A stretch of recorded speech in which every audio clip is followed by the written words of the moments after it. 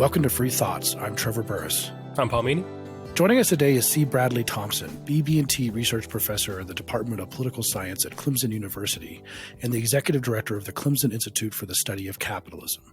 His latest book is America's Revolutionary Mind, A Moral History of the American Revolution and the Declaration that Defined It. Welcome to Free Thoughts, Professor Thompson. Gentlemen, hi, how are you? On the cover of the book, the words moral history are highlighted in red. What is a moral history and why do we need one about the revolutionary period? Yeah, so that's a great question. As I'm sure you both know, there are all kinds of histories of the American Revolution. It's probably the single most written about subject in American history. There are social, political, economic, constitutional, diplomatic, religious, even environmental histories of the American Revolution. But there had never really been what I call a moral history of the American Revolution ever written before. And I took as my starting point, I mean, the path that led me to write a moral history as opposed to using any of these other methodologies for studying history was a famous line that John Adams wrote in around, I think, 1817. And he was reflecting on the nature of the American Revolution. And he's, in answer to the question, what was the revolution? He said, the revolution was not the war for independence. The revolution was, in fact, a revolution in the minds of the American people. And that, he said, took place in the 15 years before a shot was ever fired at Lexington and Concord in 1775. So in other words, he's dating the beginning of the American Revolution to 1760. And he's also saying it was a revolution in the minds of the people. And then he goes further on to say that that revolution was a revolution in the moral sentiments of the people. And so that sort of got me thinking, presumably John Adams knew something about the causes, nature, and meaning of the American Revolution. And it occurred to me that while a lot of scholars of the Revolution use that Adams quotation, no one had ever used it as a means by which to study the Revolution. And they, frankly, had not taken that phrase seriously. So I took that quotation seriously as a possible opening into the American revolutionary mind. And, as I said, there are not only scores, but literally hundreds of books written on the American Revolution, but none of them had ever taken up the idea that the revolution was potentially a moral revolution. And so to that end, the first thing I did was I developed what I call a new moral history, which is a kind of methodology for studying history, a methodology that puts both the individual back into the heart and soul of history, but also takes the thinking and acting individual as the primary unit of moral and political analysis. So it was a methodology first, and I developed this methodology in contrast to the dominant historical methodology used by historians of the Revolution for the last 50 years, the so-called ideological school of interpretation, which was intellectually fathered by two of my former teachers, Bernard Bailyn at Harvard and Gordon S. Wood at Brown University, who really are, in my view, the two great post-World War II historians of the Revolution.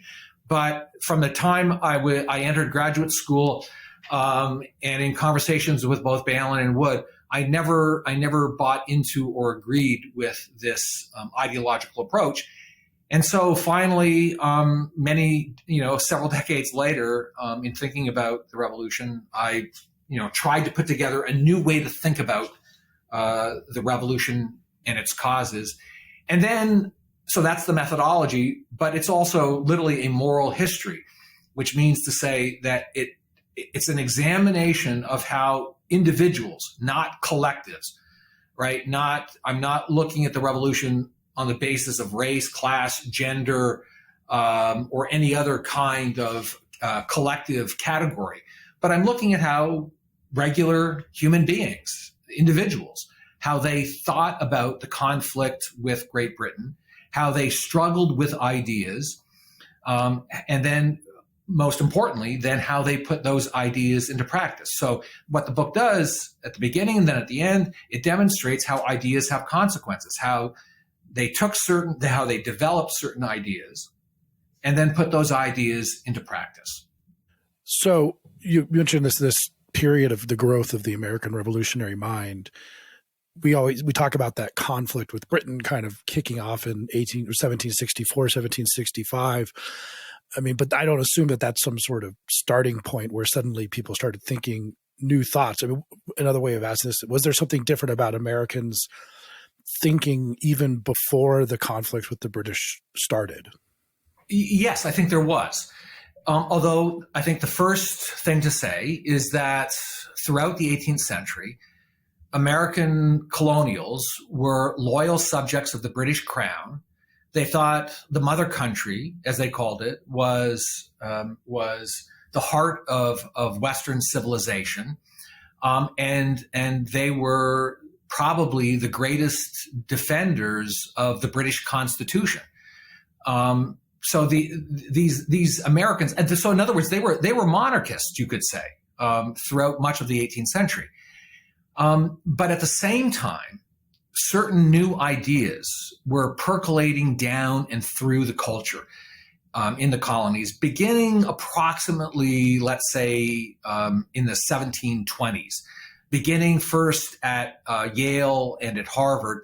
And those ideas were the ideas of the Enlightenment. So they were reading less Calvin, and they were reading more Bacon, Newton, and Locke by the 1720s and 1730s at Harvard, Yale, and the other Ivy League colleges.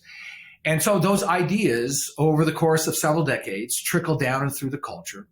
But I would also say it's important to understand that what Edmund Burke once referred to as the spirit of American liberty was also developing absent these ideas of the Enlightenment, particularly the ideas of John Locke.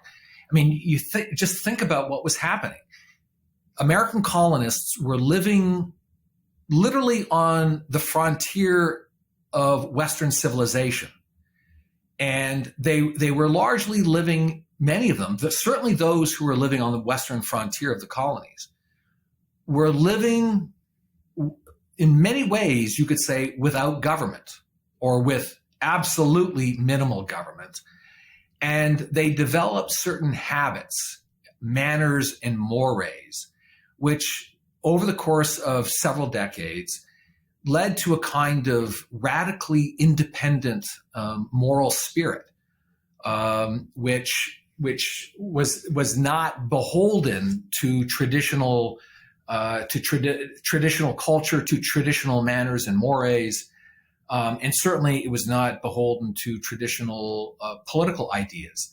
So it is absolutely the case that yes, a spirit of American liberty was developing throughout the 18th century. And in many ways, of course, you could extend this right back to the Puritans beginning in 1620. And if we're going to go there, why not go back to the founding of Jamestown? So one, I think, could legitimately say, as Tocqueville says in Democracy in America, that ideas of independence and liberty were born at the grassroots level in America. Because the idea of the frontier, there was always a frontier, and wherever there was a frontier in American life and culture, there was always a kind of radical independence and liberty, certainly unknown to the old world. So I wanted to ask a quick question. You named three people: Francis Bacon, Isaac Newton, John Locke. And we always hear about John Locke and the American Revolution. He's the name that always comes up: the Second Treatise on Government, the Right to Revolution, Government by Consent. But how did Isaac Newton and Francis Bacon, two scientists, influence the Americans? You wouldn't always hear that too often, that scientists would be influencing political philosophy.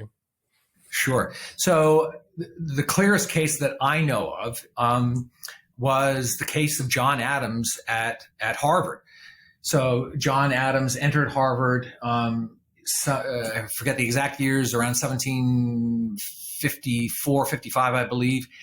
And he talks in his diary, which he was keeping as an 18-year-old, about the ideas that he was learning under his primary tutor, James Winthrop at Harvard.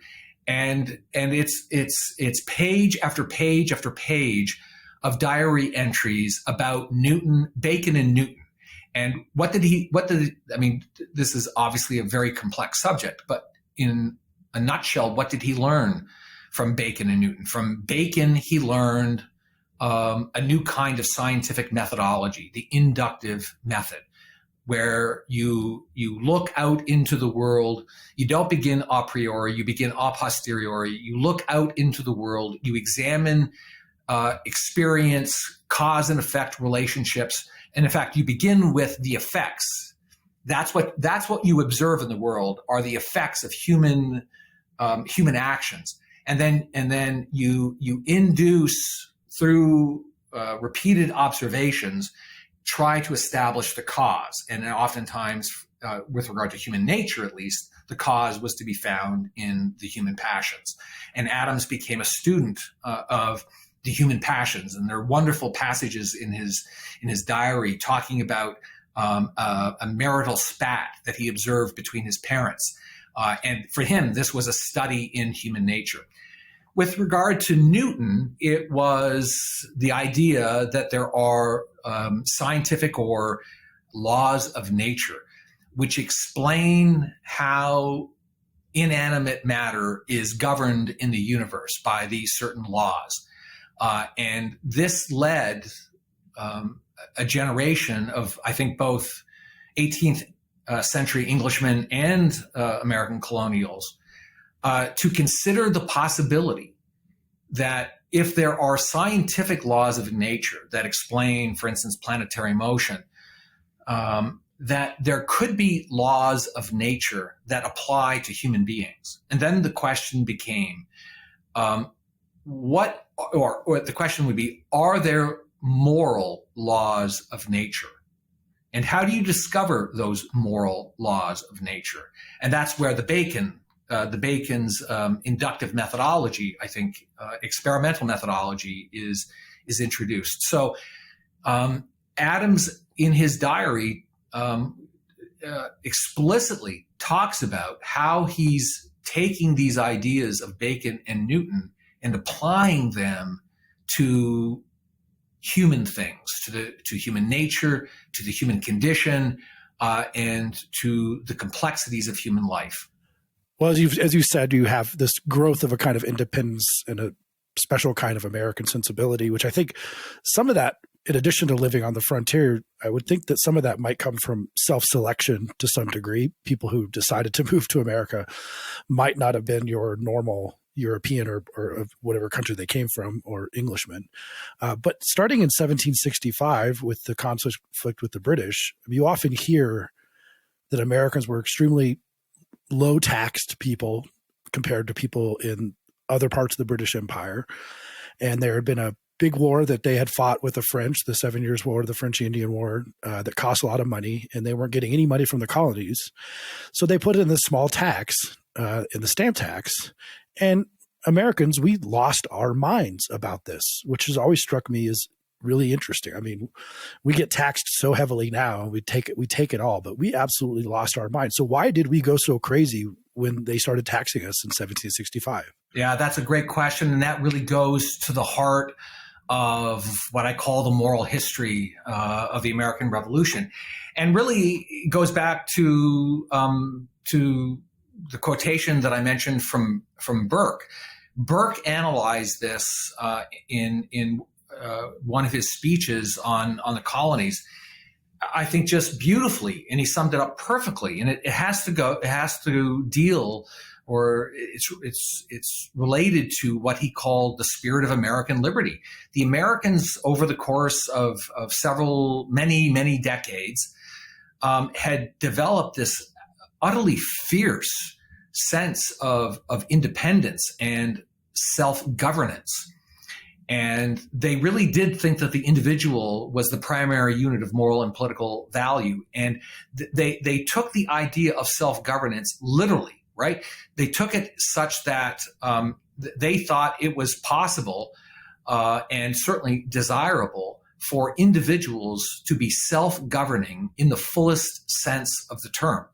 And that's, in effect, how they had been living their lives for many, many decades. And so all of a sudden, what happens, of course, it's really beginning in 1764 with the passage of the Sugar Act, and then the following. And ironically, by the way, the Sugar Act lowered the duty on sugar by 50%. So they were actually going to pay less. But the problem with the Sugar Act is that the British were actually now going to enforce it. Because the Sugar Act had been on the books for several decades. But the difference now was that they were going to enforce it, and that they were going to enforce it with a bevy of new tax collectors and various other government officials and the army. They brought over several regiments to enforce the Sugar Act. And so the Sugar Act raised the alarm for the Americans. And one might describe it as the moment when American patriots started to see the rise of what we might call a British deep state. Because they had been free for decades, and now all of a sudden, particularly in port cities like Boston and New York and Charleston, you get scores, hundreds of tax collectors now swarming into your cities, enforcing these laws that had gone unenforced for decades through the policy of salutary neglect. And all of a sudden, Britain, it's as though they remembered they had these colonies. And so the sleeping giant awakens, and all of a sudden it's superimposing the tentacles of the British state into the colonies. And then the following year, with the passage of the Stamp Act, Trevor, you're absolutely right to suggest that the Stamp Act was a relatively small tax. And I'll say something even more radical.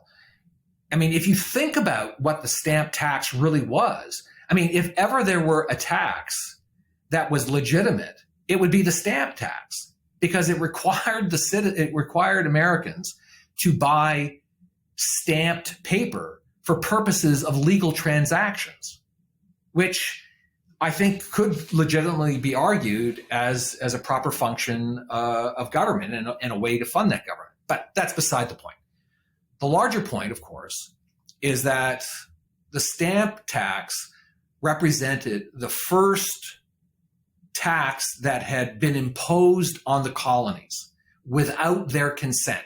Hence the famous slogan that begins in 1765, no taxation without representation. So the Americans were not anarchists. They thought, however, that this principle of no taxation without representation was a long-standing British tradition. And so what's really ironic is that at the beginning of the imperial crisis, the Americans were the conservatives, and they viewed British imperial officials and Parliament as the radicals who were trying to upset the pre-1688 Cookean Constitution, which was premised, of course, on Magna Carta, and at the heart of that, and of British tradition since, was the principle of no taxation without representation. So they viewed themselves as defending the true English Constitution. And notice the distinction I'm making between an English Constitution and a British Constitution.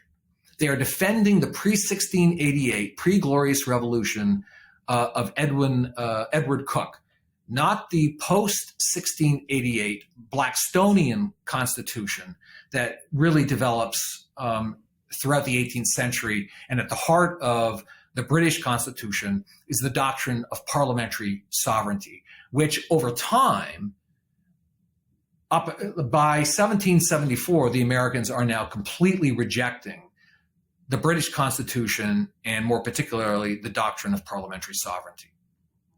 It's interesting because I've read before, I myself am a constitutional scholar, part of my work at Cato, and there's this idea that the Americans were, as you mentioned, the pre-1688 English Constitution, that they were kind of reading these legal theorists such as Coke and Matthew Hale, who were actually considered wacky across the pond, to so to speak, that you had Coke thinking that you could overturn an act of parliament, for example, under the British Constitution. So they were actually kind of these very, very small thinkers became very, very important to Americans. But how do you get to the point that, so that's the way I've conceptualized it. At the beginning, you have very pro-British people saying we live in the freest, best country in the world, and we are asserting our rights as Englishmen, to we need to separate from England, from Britain. Like, how do you get from that point where it said, just give us representation and we want to live in the freest country in the world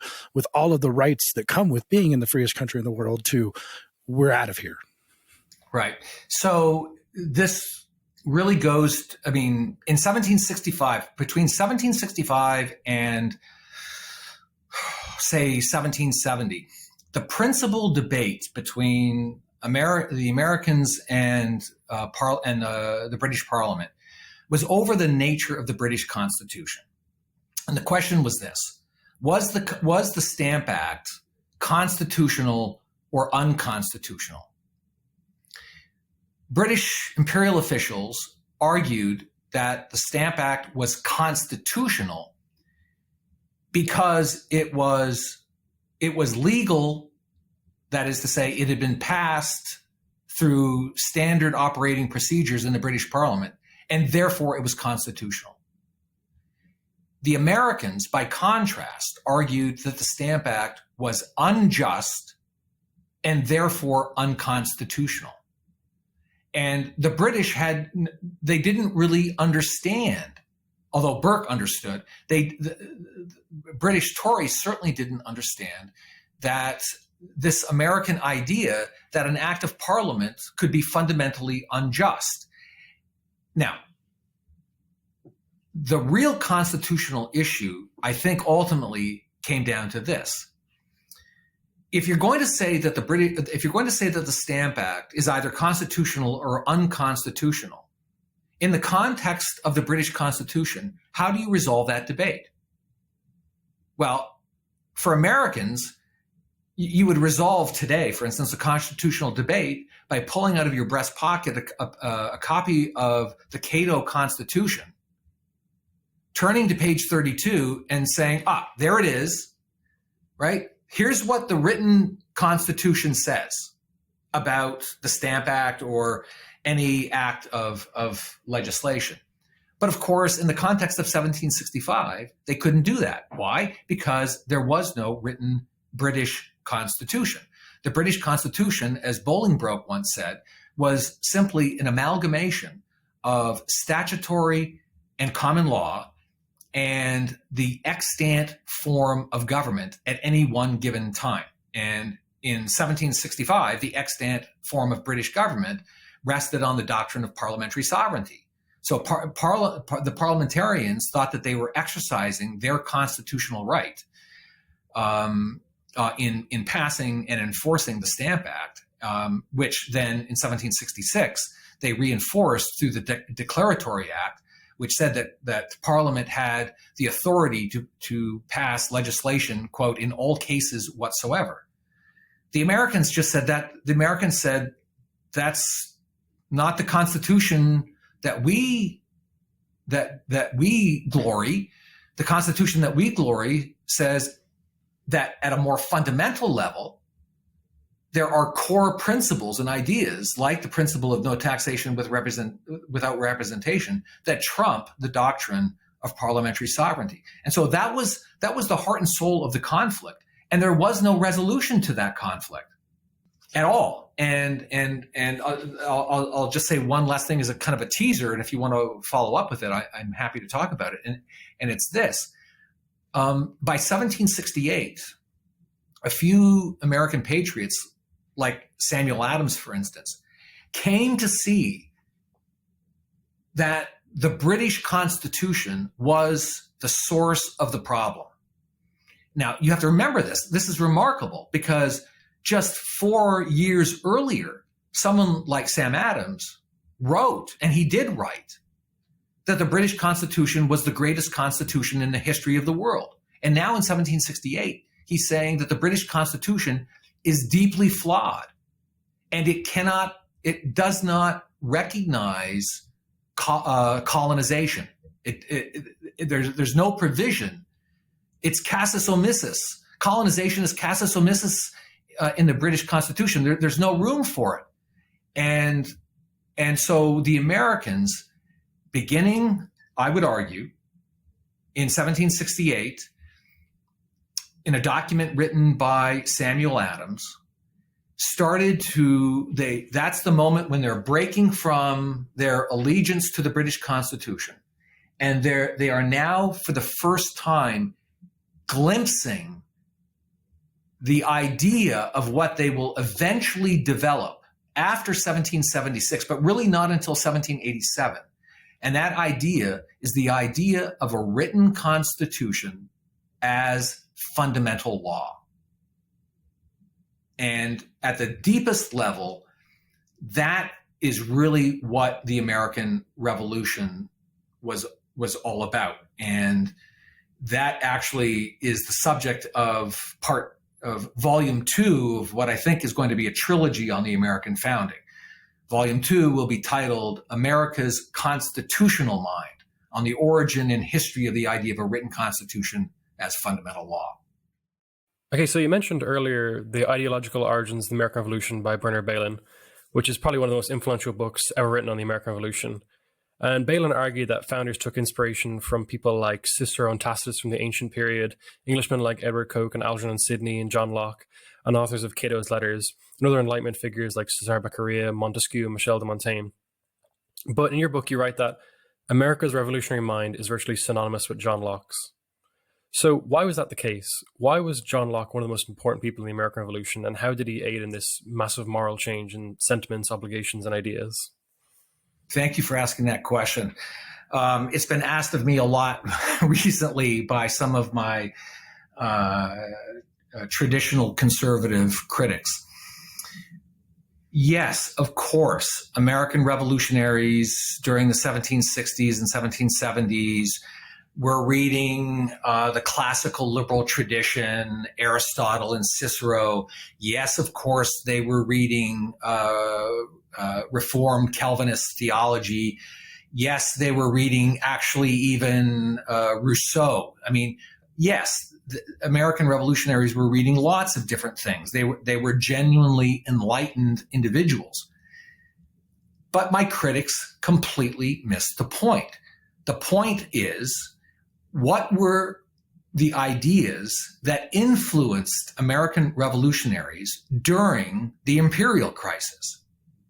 Right? So my question to my critics would be, show me the line and verse anywhere in the revolutionary writings where Cicero or Aristotle or Calvin or Thomas Aquinas is making the central key argument against the Stamp Act.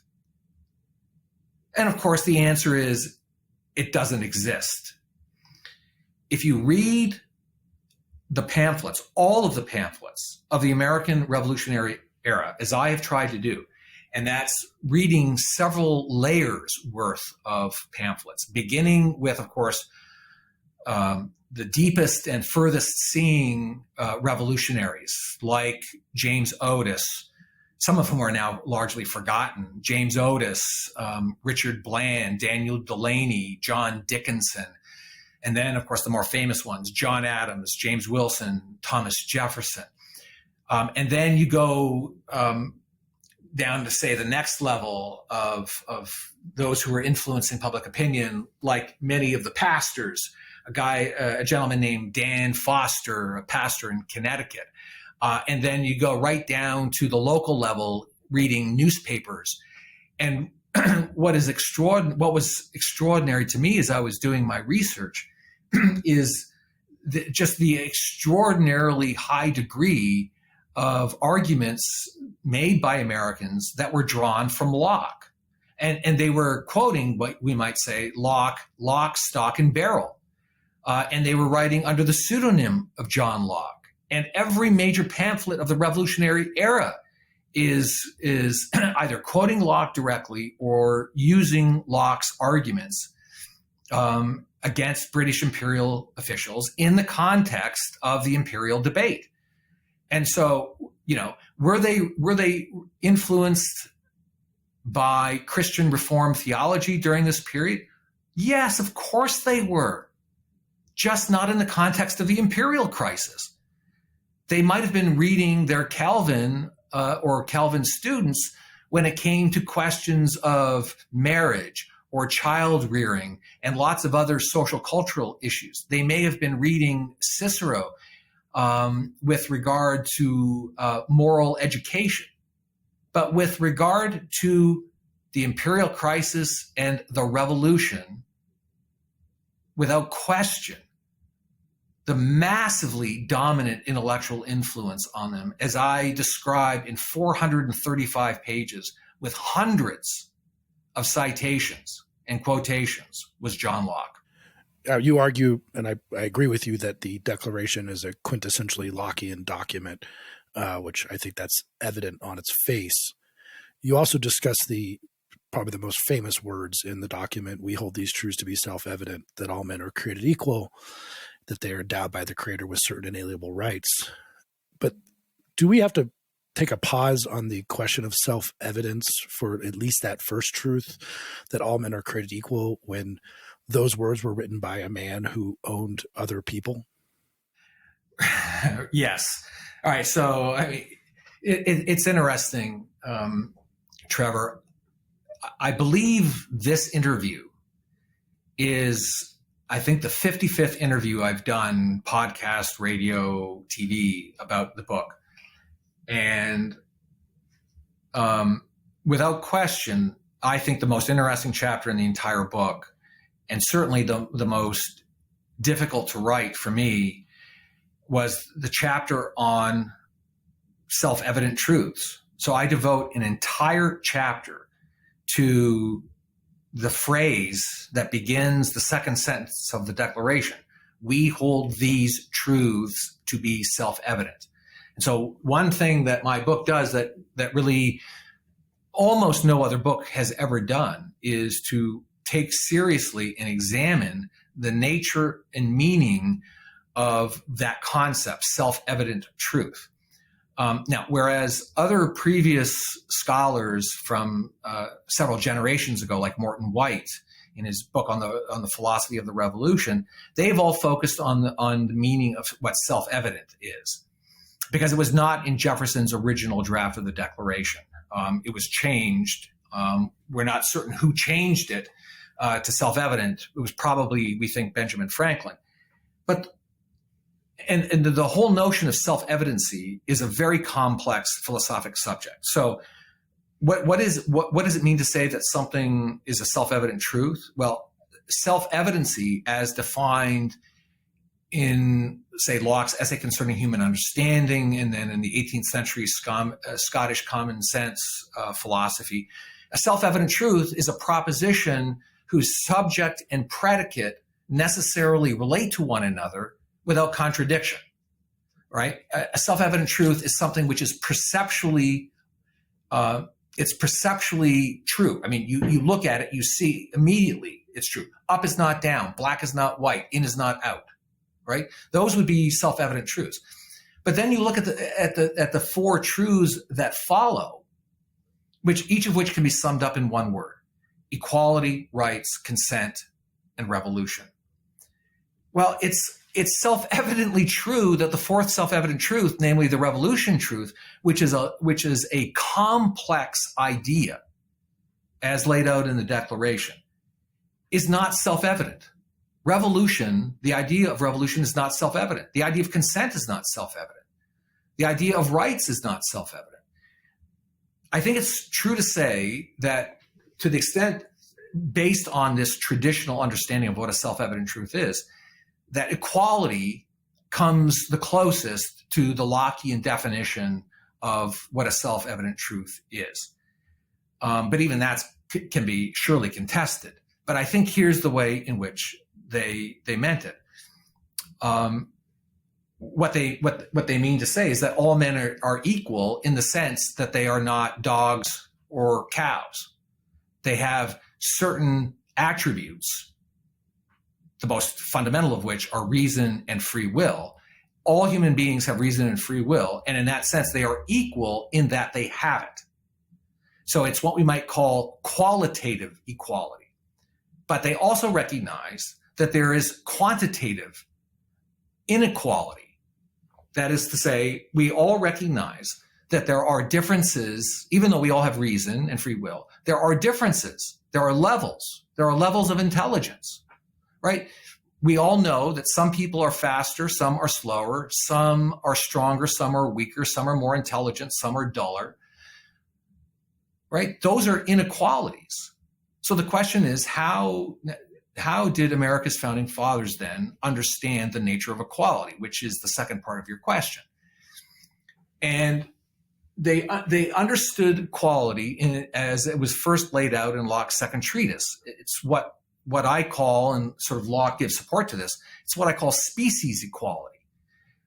It's the idea that that all human beings are of the same species, and that species is different from other species, in that we share these common attributes that define us as human beings, but not as horses or dogs. But again, as I said, above and beyond that, there is massive and radical inequality. Now, on to the issue of slavery and the obvious and apparent contradiction between the revolutionaries' deeply held moral belief and the practice or the institution of slavery. And this issue can be seen most concretely and symbolically in the person of Thomas Jefferson. Thomas Jefferson, the man who wrote, "We hold these truths to be self-evident, that all men are created equal, that they're endowed by their creator with certain unalienable rights, among which are the rights to life, liberty, and the pursuit of happiness," was a slaveholder. So how do you square that circle? And the fact of the matter is, there's no easy, in the end, there's no way to square the circle. It's a massive, it is, well, to use the term self-evident, it's a self-evident contradiction. What this requires of us, what it requires of serious scholars, is to try and understand how, without simply condemning the founding fathers like the authors of the 1619 Project, the challenge is to understand from the inside how American revolutionaries try to reconcile their ideals with their practice. Now, Thomas Jefferson said repeatedly that slavery as an institution is immoral. He also described it as a necessary evil. But the moral implication, the moral judgment for Jefferson is that slavery is evil. But it's also, he said, necessary.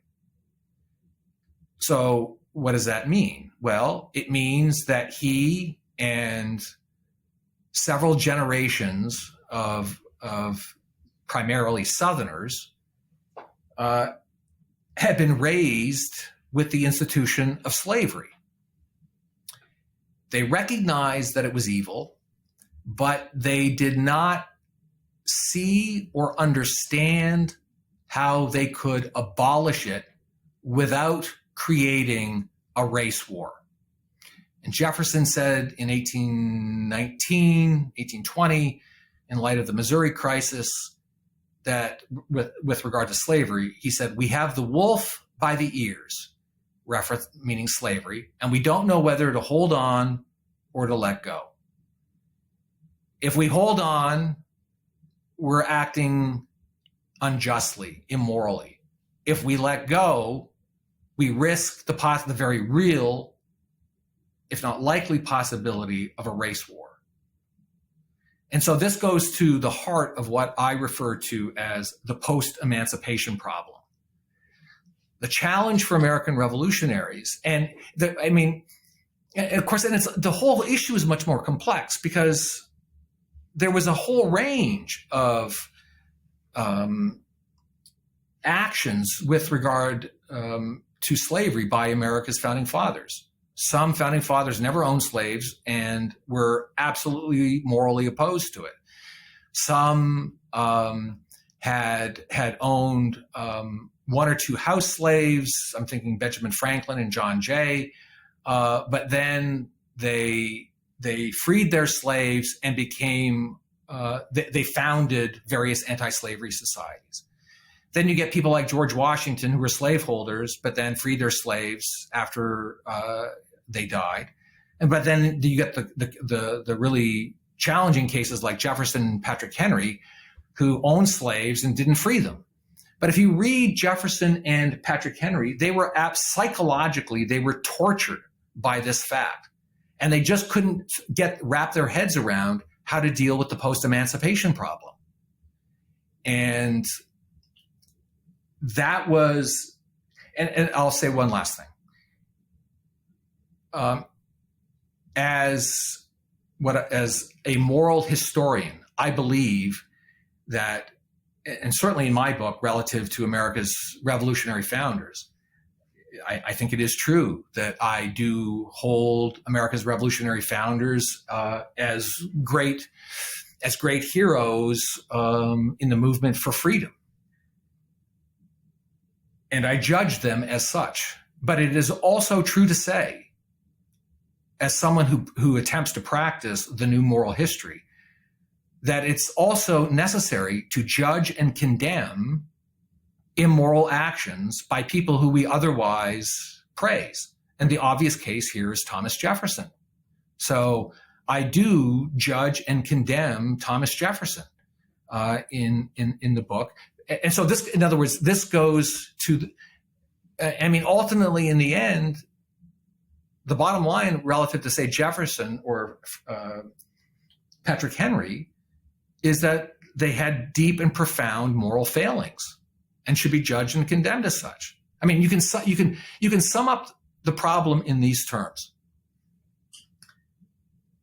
Look, a lot of classical liberals and libertarians, certainly of older generations, held up Thomas Jefferson as the great doyen of the classical liberal tradition, and with some good cause. But consider this hypothetical. Imagine one of Thomas Jefferson's slaves escaping from Monticello and bushwhacking through woods and forests for 2 days, followed on a horse by Thomas Jefferson to catch him and return him.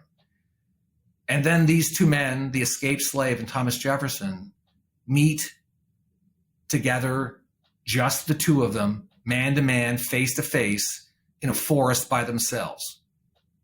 The question is this: does the slave have a right to kill Thomas Jefferson? And the answer, I believe, is yes. But I think in the end, that just goes to the deep and profound complexity of the human condition and of history itself. So historians like Howard Zinn and the 1619 Project, as you already mentioned, they kind of talk about the American revolutionary mind as not really what they actually believed. It was just kind of this smokescreen or a cloak to hide their ambitions, to solidify their own power and make their own new oligarchy or aristocracy or whatever you want to call it. How do you respond to these people and say, no, they actually genuinely believe these things? Because people like Jefferson, yes, they owned slaves and they felt very bad about it, but a lot of the times they could have just emancipated their slaves. They didn't have to make a change across the world. They could have just made the change in themselves, as many, like Benjamin Franklin already did. Or they could have never held slaves like John Adams. But how do you tell people, no, they actually believe this? Because on one end, they were willing to go off and risk their life and their prosperity for American independence. But on the other end, when the conflict had all died down, a lot of them wouldn't give up prosperity by manumitting their slaves. Well, I guess what I would say, Paul, in response is that, and I don't mean this obviously relative to you and your question, but it's a kind of an easy and cheap question if you're living in 21st century America, to look back from our high moral plateau and simply dismiss without really understanding the moral dilemmas. And it's also to suggest a kind of psychological and moral imperialism that is being imposed by the present on the past without trying to genuinely understand. And this is what I think, good historians do. They try to understand the past on its own terms. That's your first responsibility. And in that chapter, in my book on equality and slavery, that's what I labored to try and do, to not be cheap and easy, to really confront and struggle with and present the best arguments that people like Jefferson and Patrick Henry presented. But then ultimately, in the end, to judge, and in the case of Jefferson and Patrick Henry, to condemn. But the problem with this kind of question asked from the imperial heights of the 21st century is that it doesn't do the necessary legwork to try and understand the historical context in which they were operating. And that's what true historians do. You have to reconstruct a larger cultural context, and then the relationship between thinking and acting individuals within that context. And it turns out that not only is history complicated and messy, but so is human life. For us today in the 21st century, and for those who want to judge and condemn America's founding fathers, those who want to cast the first stone, I mean, what I would say is look inward first and identify those times in your own life when you have not been perfectly morally consistent. And then you have to ask yourself the question, well, why is that? Why am I, in 21st century America, why do I compromise my moral principles with some regularity? And I think what you'll find is that indeed most individuals do, unfortunately, compromise their moral principles. And so life is a little more complex than cheap and easy judgments from 225 years into the future. So that would be the beginning of an answer to someone who asked me that kind of question. As you point out in the book, ever since those words were written, America has struggled with what they mean and whether or not they are being put into action. And there have been people such as John C. Calhoun or George Fitzhugh, a bunch of antebellum Southerners who actively disagreed with the proposition that all men are created equal. And it's always been part of our conversation, but I'd like to kind of ask the question that you ask it in the epilogue of the book, which is, given that we had this incredible founding that had never really seen its like in the history of the world, have we forgotten this to some extent? Or as you ask, have we lost our American mind to some extent? So I'd first like to give a shout out to the actual person who came up with the title for the epilogue, which was Has America Lost Its American Mind, which I think is an absolutely brilliant title. And the person who came up with that title was my wife. So first, kudos to my wife. Important shout out. Yep. And what I do in that epilogue is to identify the first critics of the Declaration of Independence in American history. And it's really antebellum, pro-slavery Southerners beginning in the late 1830s, who come to regard the principles of the Declaration of Independence, the truths of the Declaration, as self-evident lies, as they called them. And what's fascinating to me in the history of pro-slavery Southern thought, particularly, these thinkers rejected the four self-evident truths of the Declaration down the line. They rejected the idea, not surprisingly, of equality, rights, consent, revolution, but more fundamentally, more philosophically, they also rejected the idea, the very concept of truth. Truth as absolute, certain, permanent, and universal. And these pro-slavery intellectuals came under a kind of Svengali-like sway of 19th century German philosophers, principally Kant, Hegel most of all, and Marx. And so not only did they come to reject the Declaration, but they also came to reject the institutions that grow out of the Declaration's moral foundation, namely the idea of limited constitutional government and, more importantly, laissez-faire capitalism. And one of the really, I think, important and interesting things I discovered in my research and then developed in the book is that these pro-slavery Southerners were, in effect, pre-Marxian Marxists in their critique of capitalism. I mean, if you read James Hammonds, who was the governor of South Carolina, in the 1830s, if you read his critique of Northern capitalism, and you didn't know who the author was, you would almost certainly think you were reading Karl Marx. And then on top of it, the deepest Southern thinker was a gentleman named George Fitzhugh. And not only did Fitzhugh reject the Declaration and laissez-faire capitalism, he actually, by the late 1850s, became a proponent of socialism and communism.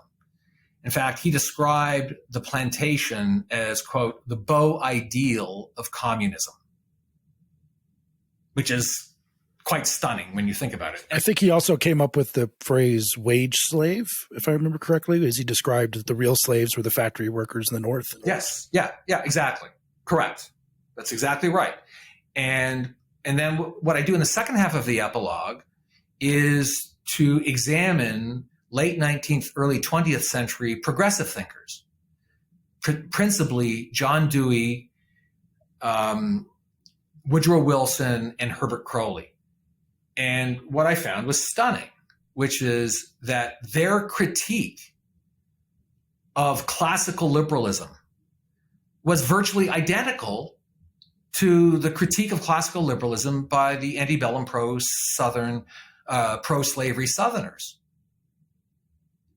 They rejected the idea of truth on the same historicist grounds that the Southerners did, and they rejected the core truths of the Declaration, and of course, most importantly, they rejected the principle of laissez-faire capitalism.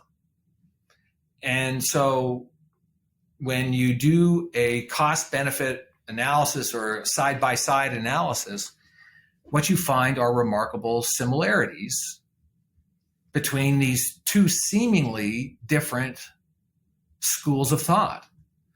And of course, the epilogue to the book, as you might imagine, has made a lot of heads explode, because it demonstrates the very strong, if not profound, connection between pro-slavery Southern thought and post-bellum progressive thought. So maybe the takeaway is that as early as people did start attacking these ideas, that even though we can recite, many school children can still recite the famous words from the Declaration, that you have to constantly fight for what it actually means, because there will always be people who are trying to go the other way, I guess. No, that's exactly right. And of course, the left in this country has been critiquing, well, pro-slavery Southerners, they were destroyed with the Civil War. But ironically, tragically, though they were the losers of the Civil War, one might say their ideas were victorious in that they were reborn, although obviously in different shapes and forms in the progressives. Those ideas were reborn, and the progressive left in this country for now upwards of 140 years have been the principal critics of the principles of the American Revolution, the American founding, the Declaration of Independence, the limited constitutional government, et cetera, et cetera. And I mean, you see that literally from Dewey, Woodrow Wilson, Herbert Crowley, up to today. In fact, I would argue that John Dewey, that 20th century, 21st century American liberals really haven't had many new ideas since those of John Dewey. So they have been vehement critics of those principles. What's more interesting, however, is the development in just the last decade of a new intellectual movement on what we might call the reactionary right, which is unfortunately influencing many young Americans, particularly young Americans who come out of a libertarian or conservative intellectual tradition. And the rise of the dissident right in the United States, which comes in two forms, in the form of Catholic, what are called tradcons or traditionalist Catholics, like Patrick Deneen and Adrienne Vermeule and Sohrab Ahmari, and then the strangest and the most toxic element of this broader dissident right are the strangely, perversely named Bronze Age pervert, who's written a book titled Bronze Age Mindset. And in that book is the presentation of a philosophy that is directly anathema to the principles of the American founding. So there we go. We have people on our right and people on our left who are both fighting against these principles that are self-evident, as you said. So I guess that just means we have to hold fast.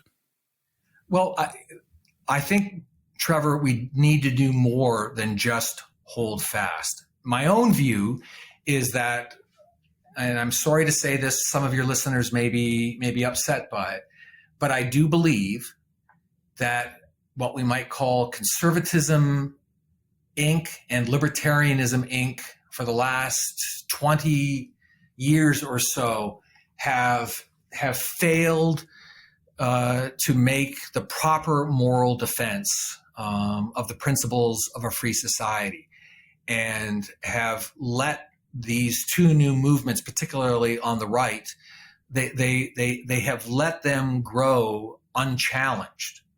And so what I would suggest, what I would argue for, particularly to the young people who might be listening to this podcast, you ought to defend the principles of classical liberalism. You ought to defend the principles of the American founding for one primary reason, because they are true.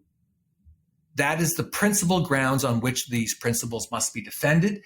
And what we need today is a new generation of young men and women who have the same spirit of liberty as American revolutionaries did in 1765, to take on the enemies of the true liberal tradition in the United States. And so I wrote my book, in all honesty, to be a kind of philosophic treatise or manifesto in defending those principles. And I hope young people will read the book. I hope they'll be motivated by it. And I hope that they will join me. And by the way, I just need to make this absolutely clear to your audience. I'm an immigrant to this country. I came here when I was 19 years old because I believe this is the greatest country in the history of the world. And I'm going to defend those principles to the end. I became an American citizen just this past July. And I am not going to let those principles, those ideas, be trashed by either the left or by this new dissident right.